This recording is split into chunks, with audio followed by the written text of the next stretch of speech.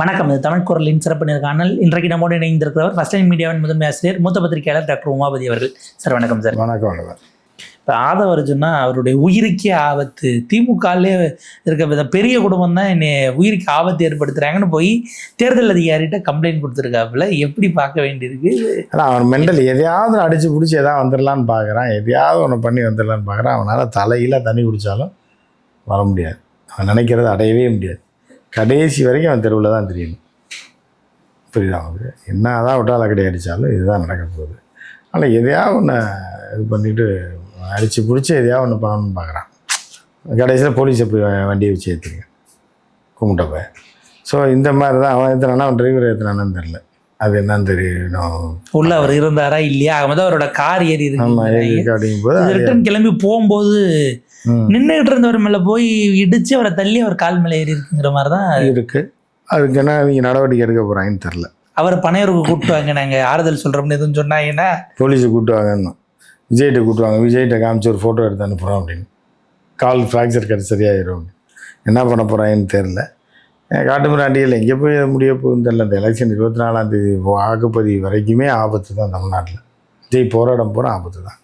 இப்போ விஜய் தமிழ்நாட்டில் திமுக கட்டுப்பாட்டில் எல்லா போலீஸும் இருக்காங்க, அது இதுலாம் சொல்லிட்டு விஜய்க்கு பாதுகாப்பு குறைபாடு அமித்ஷாக்கு ஒரு கடிதம் எழுதியிருக்காங்க. அதை விட சிக்கல் என்னென்னா, 2 வருஷத்துக்கு முன்னாடி ரிட்டையர் ஆகி இன்னைக்கு கவர்னராக இருக்கிற மணிப்பூர் ஆளுநருக்கு அவர் தான் இன்னமும் ஹோம் செக்ரட்டரியாக இருக்காருன்னு அவருக்கு ஒரு கடிதம் போட்டு நேற்று எல்லாம் என்ன ரிட்டையர் ஆகி 2 வருஷம் ஆனாலும் கடிதம் எழுதிருக்கீங்க கவர்னருக்கு விஜய்க்கு பாதுகாப்பு இல்லைன்னு அப்படின்னு போட்டு ட்ரோல் ஆகிட்டாங்க. எப்படி பார்க்க வேண்டியிருக்கு சார்? தான் எவன் லெட்டர் எவனுக்காக லெட்டர் பழைய லெட்டர் எடுத்து போட்டு விட்டுறது, எவனுக்கோ அட்ரஸை போட்டு இந்த மாதிரி ஒரு பை. அதாவது இது எத்தனை ஆங்கிள் எடுத்து பார்த்தீங்கன்னாலும் அவன் முட்டாப்பையில் தான், 5 அறிவு தான் அவனுக்கு. ஏன்னா அதில் போய் என்னத்தை சொல்கிறது?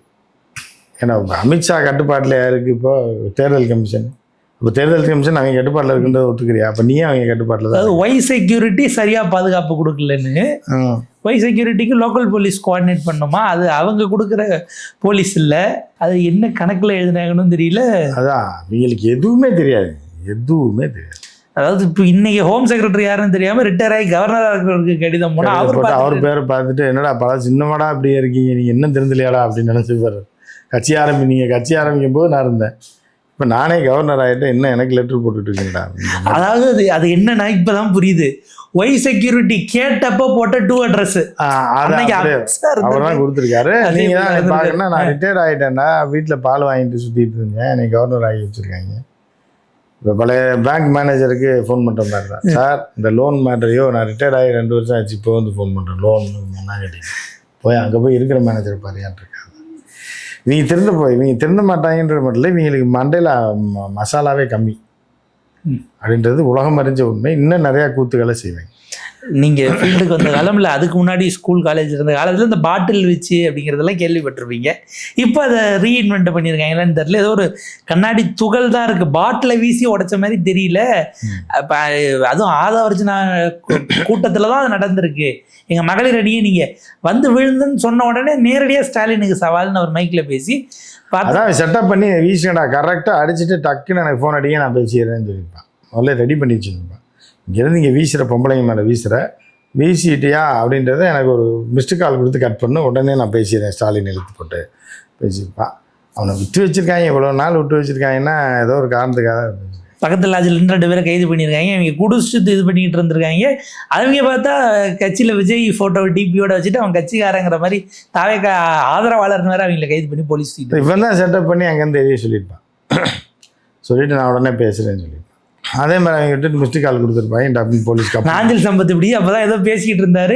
யாரோ ஒருத்தர் கண்ணாடி பாட்டில் கொண்டு வந்தாலும் நீங்கள் நகருங்கன்னுட்டு ஆதவ அர்ஜுனா அந்த மைக்கை வாங்கி உடனே பேசி நான் நைட்டு வரைக்கும் இங்கேயே நாங்கள் உண்ணாவிரதம் இருக்க போகிறோம், நீங்கள் போலீஸ் கைது பண்ணி ஆகணும்னா மத்தியான சோதை தின்னுட்டு வந்து நீ நைட்டு வரைக்கும் இருக்கிற பேர் உண்ணாவிரதம்.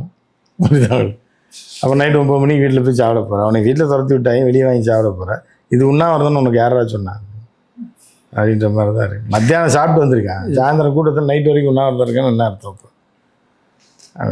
காமெடி பீஸ் தான்.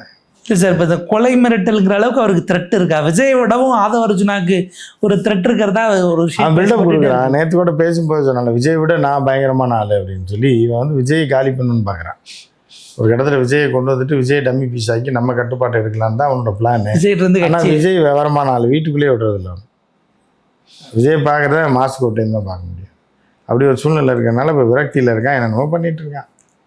ஆனால் பேஸ்டிவிலே இருக்காரு. இப்போ விஜய்ங்கிறது வீட்டு வாசல்லேருந்து வர போகிறாருன்னு மக்கள் லைவ் போடுறாங்கன்னா அவர் டெய்லி வந்து அதை போட மாட்டாங்க. ஆமாம். ஆனால் அதை வச்சுன்னா டெய்லி நியூஸ்குள்ளேயே இருக்காப்புல. இல்லை அந்த ஒரு விஷயத்தில் காசு கொடுக்குறான்ல. 170 கோடி ரூபா சொத்து காமிச்சிருக்கானாக்கா, அது இல்லாமல் 150 கோடி ரூபாய்க்கு மேலே சொத்து இருக்கு வச்சுருக்கா. இதெல்லாம் கம்மியாக காட்டுறது தான். ஸோ அப்படி இருக்கும்போது என்ன ஆகுது அப்படின்னு பார்த்தீங்க அப்படின்னா, இவங்களுக்கு காசு கொடுத்தா, மீடியாக்காரனுக்கு காசு கொடுத்துட்டா போதும்ல. லைவ் பண்ணுறதுக்கு ஒரு பேமெண்ட் இருக்குது. அந்த பேமெண்ட்டை பேக்கேஜ் இருக்குது. அந்த பேக்கேஜ் இந்த மாதிரி 10 லைவ் பண்ணுறதுக்கு எவ்வளோ நீ யூனிட் அனுப்பிட்டு ஃபாலோ பண்ணிக்கணும். அவங்களே ஃபாலோ பண்ணி அனுப்பிடுவாங்க. அதுக்கு ஒரு பேமெண்ட்டை 2 கோடி 3 கோடி கொடுத்தோம்னா அந்த பேமெண்ட் வாங்கி தர்றவனுக்கு எதாவது சொல்லுவாங்க. இப்போ கடையிலே போய் எதாவது வாங்கினோன்னா ஓசி ஒன்று தருவாங்க. அந்த காலத்தில் கடல மிட்டாய் எது எதாவது ஒன்று எடுத்து ஓசி கொடுப்பாங்க. அந்த மாதிரி இவனுக்கு ஓசியில் பேட்டியும் போடணும் நீங்கள் அந்த மாதிரி போட்டுருக்கேன். இப்போ ஆதவ அர்ஜுனாவை கடுமையாக விமர்சிச்சு ஆதவ அர்ஜுனா, நிர்மல்குமார், விஜய் எல்லாரையும் விஜய்க்கு பங்குனி வெயிலில் மண்டை காய்ச்சல் ஆகி போய் தான் அவர் கண்ட மாரி பேசிக்கிட்டு இருக்காருன்னு ராஜேந்திர பாலாஜி கடுமையாக பதிலிச்சிருக்காப்புல. ஏதோ திமுகக்கோ அந்த உனக்கும் தான் போட்டியா, பங்குனி வெயிலில் ஓவரா வெளில வந்தால் பைத்தியம் பிடிச்சிரும்ன்ற மாதிரி அவர் விமர்சனமே பேசியிருக்காப்புல. ஏன் இந்த திடீர் கோபம்? அதிமுக ஒரு மேட்டரே இல்லைன்னால கொந்தளிக்கிறாரு. அதான் ராஜேந்திர பாலாஜி தானே எலெக்ஷன் டைமில் மட்டும் கொந்தளிப்பார். அதுக்கப்புறம் எதிர்கட்சி ஜெயிச்சிச்சுன்னா 4.25 வருஷம் வெளியே வர மாட்டாங்க. தூங்கி இங்கே இருந்துச்சு தப்பி ஓடினா போதும், வாழ்ந்தா போதுன்னு இருக்கு. 4.25 வருஷம் முடிஞ்சு எலெக்ஷன் வர நேரத்தில் வெளியே வந்து இதாக்க திருப்பி போய் பொந்துல ஓடிச்சு. அவர் இப்போ தொகுதி மாதிரி திரும்ப பழைய தொகுதிக்கு சிவகாசியில் போய் நிற்கிறாரு. சிவகாசின் போது வெடிச்சு செதறணுன்றது. அதனால தான் இந்த ஊரே கந்தக பூமி. இந்த வெயிலெலாம் எவனா போனான்னா முழுச்சா மெண்டல் ஆயிடும். அப்போ ராஜேந்திர பாலாஜி அங்கே போகும்போது அவருக்கும் பாதிப்பு இருக்குது தான் செய்யும். ஏன்னா நீ அந்த கட்சியில் என்னமோ கிடைக்கும்னுச்சு. நிர்மல்குமார் தான் திருப்பரங்குன்றத்தில் நிற்கிறார். அதிமுகவே அழிஞ்சிருந்த எலெக்ஷன் பேசியிருக்காப்புல. அதிமுகவே இருக்கிற இடம் தெரியாது நீ சொல்றியா? நீ ஏன் அதிமுகவில் இருந்து போனவன் தாவேக்கால ஏதாவது கிடைக்கும்னு நினைக்காத. உனக்கு ஒரு கொய்யா பழம் கூட அந்த கட்சியில் இருக்கிறவன் வாங்கி தர மாட்டான். அது கூட லாய்க்கு இல்லைன்னு சொல்லியிருக்காப்ப. இப்போ தாவேக்காக போனால் சம்பாதிக்க முடியாதுன்னு சொல்ல வராரா, இல்லை கொய்யா பழத்துக்கே? இல்லை அதான் இங்கே இருந்தால் கூட சம்பாதிக்கலாம், அங்கே இருந்தால் சம்பாதிக்க முடியாதுன்றது தான் சொல்கிறேன். எந்த சம்பாதிச்சு நல்லா இருந்திருப்ப, நீ அங்கே போய் என்ன பண்ண போகிற அப்படின்றது தான் அதோட அர்த்தமே. ஏன்னா அதிமுகனுடைய அந்த படையெல்லாம் இறங்கிடுச்சு. திடீர்னு திண்டுக்கல் சீனிவாசன் வந்து நம்ம கூட நிறைய கட்சி இருக்குது, இந்த கட்சி இவர் கட்சி பேருன்னு பேர் தெரியாது. அவருக்கு பேரே தெரியும். எம்ஜிஆர் பேரை தவிர, எம்ஜிஆர் ஜெயலலிதாவை தவிர எந்த பேரும் தெரியாது. சசிகலான்றார் தெரியும். ஏன்னா சசிகலா பிரிஞ்சு போனது கூட தெரியாமல் சசிகலா தினகரன் பேர்லாம் தெரியும். சின்ன மாண்புமிகு புரட்சி தாயின்ட்டாருன்னா. ஆமாம், இப்போ சின்னம்மா அப்படின்ட்டா முடிஞ்சு போச்சு கதை. அவர் வெளியே விடவே மாட்டாங்க. எடப்பாடியார சொல்லியிருக்காரு, பேசலாம் வைக்காதீங்க, கூப்பிட்டு போங்க, மக்கள்கிட்ட கொண்டு போய் காட்டுங்க, கூப்பிட்டு வந்து திருப்பி வண்டியில் கொண்டு வந்து வீட்டில் இறக்கி விட்டு. வழக்கமாக ஒரு விதமான அண்டர்ஸ்டாண்டிங்கில் 2 அங்கே அந்த மாவட்டத்துக்கு அமைச்சர்கள் திமுக அதிமுக எனக்கு எதிராக நீ நிற்காதுன்னு ஒரு மாதிரி டம்மியாக ஓட்டுவாங்கல்ல. இந்த மாதிரி ஸ்டாலின் அதை மாற்றி விட்டு திண்டுக்கல் சீனிவாசன் எதிராக ஐ பெரியசாமி பையனை கொண்டு போய் இறக்கி விட்டுருக்காப்புல. ஒரு டைட்டு காம்படிஷனாக அது மாறும். நிச்சயமா. ஏன்னா இதெல்லாம் பிளான் பண்ணது தான். ஏன்னா அதெல்லாம் வந்து பிடுங்கி எறிய வேண்டிய ஆணி தான் திண்டுக்கல் சீனிவாசன். அதனால் அந்த ஆணியை பிடுங்கணும்னு எடப்பாடியாரும் முடிவு பண்ணிட்டாரு. அது நாங்களே பிடிங்கி தரோம் அப்படிங்கும்போது, சரி ரைட் நீங்கள் பிடிங்கி கொடுங்க, நான் அந்த ஆணியை கொண்டு போய் டப்பாவில் போட்டுருக்கேன்னு சொல்லி எடப்பாடியார் சொல்லியிருப்பேன். அதனால் திமுக அந்த ஆணியை பிடுங்க போகுது. இப்போ விஜய் இங்கே பிரச்சாரம் இது பண்ண கொடுக்கலன்னு உடனே நேரடியாக லெட்டர் எடுத்துகிட்டு அவரே போனார். அதுக்கப்புறம் ஆதவ அர்ஜுனா அனுப்பிவிட்டார். இத்தனை கம்ப்ளைண்ட் கொடுக்குறாரு.